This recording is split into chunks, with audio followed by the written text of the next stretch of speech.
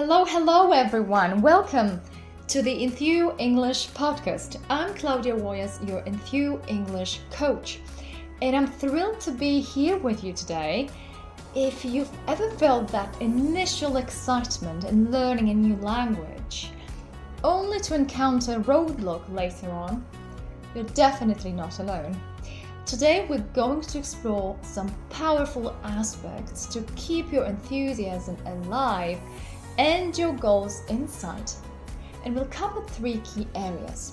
Number 1, finding your why and setting clear goals. It's about understanding the deeper reasons behind your language learning journey. So why are you learning English? Number 2, having the right support at your fingertips. I think that having a teacher or coach that has your back and walks by your side diligently to guide you forward might go a long way. And it's also about having helpful learning aids and resources so that you can tap into them when you get off track. And as we all know, getting off track is part of learning. Number 3, harnessing the power of regular feedback and reflection. This section is going to include examples of how to request feedback from others in a polite way that contributes to the overall conversation, so you don't feel awkward, but rather feeling like you're adding value to the conversation, not just thinking about yourself. So that's ahead of us. Grab a cozy seat and let's jump right in. Let's start with the heart of your journey, your why. Why did you decide to learn this language? Is it for travel adventures, career advancement, or connecting with the outside world? Now, I invite you to take a moment to think about this. If you can, jot it down or discuss it with someone. I believe this clarity will act as your compass, especially when things get tough, and more often than not, guess what? They do. And once you've identified your motivations, the next step is to set clear, most importantly, achievable goals. Think about both short-term and long-term objectives. For instance, a short-term goal could be having a 5-minute conversation at regular intervals during the week.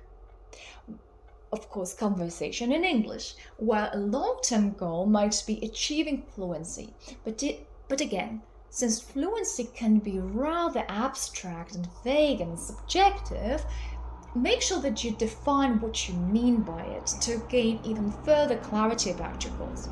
And ask yourself, what specific milestones do I want to hit? Writing these down can illuminate your path, can solidify your path, and give you a deeper sense of direction, a sort of GPS when it comes to your learning process. And it's crucial to understand where you're actually headed to keep moving forward. Now that you have your why and your goals, let's turn to the importance of having the right support.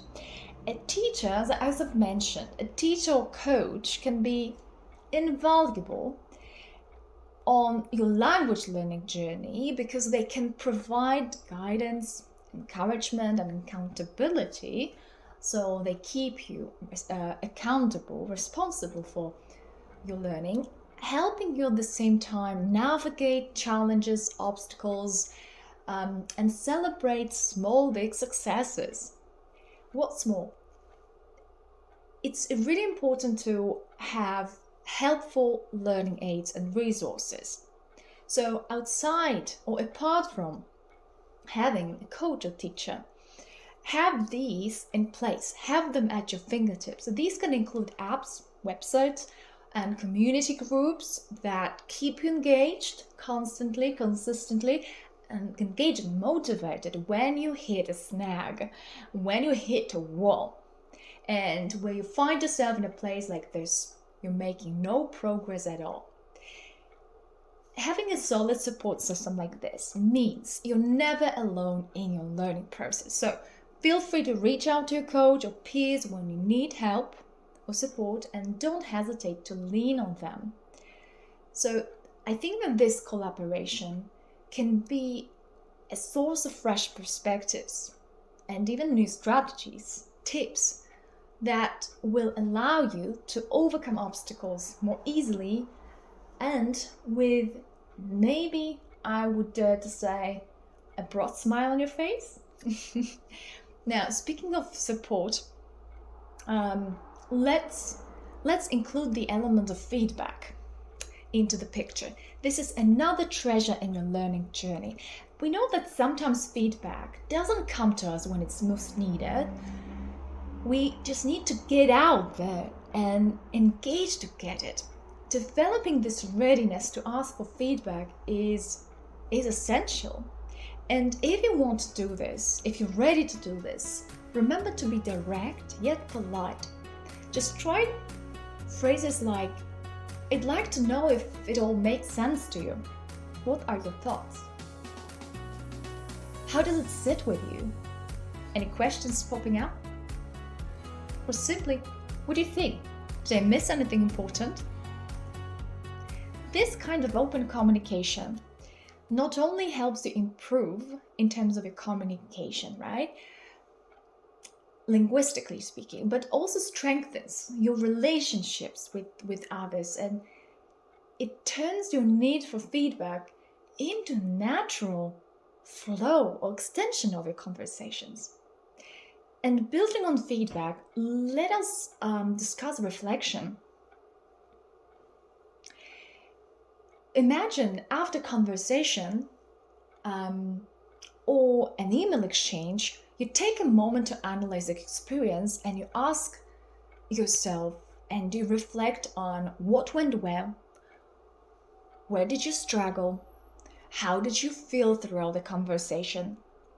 By consistently, systematically, regularly reflecting on your experiences, you can identify patterns, your tendencies, and areas for growth. This practice, I think, not only enhances your skills, but also reinforces your understanding of the language and your progress. It makes it more insightful in that way.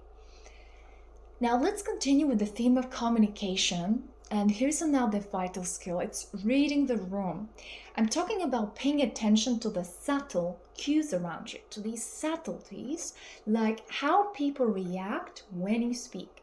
This also can be a source of significant insight into your effectiveness as a communicator. So questions like, are they engaged?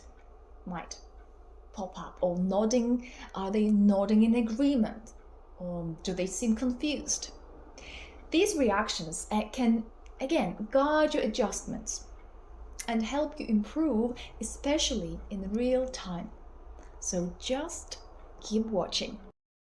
And get ready for a quick exercise. I have a mini learning artist for you. Please grab a piece of paper or just think it through if you prefer. So 3 things to think about. 1, list 3 accomplishments, small, big, that you're clearly proud of in your language learning. 2, identify 2 challenges you faced recently. What did you learn from them? And 3, note 1 thing you can do differently next time. And make sure you take your time with this. Even if you're done listening, please take your thinking beyond our episode.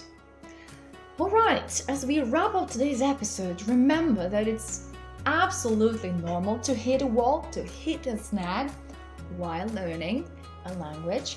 What matters is how you respond to it.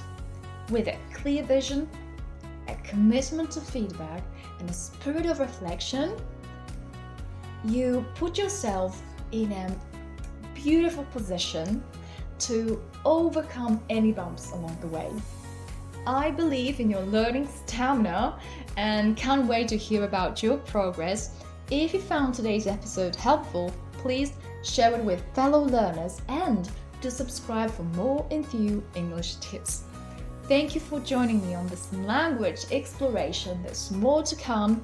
Keep learning, stay curious, and enjoy every step of your language adventure.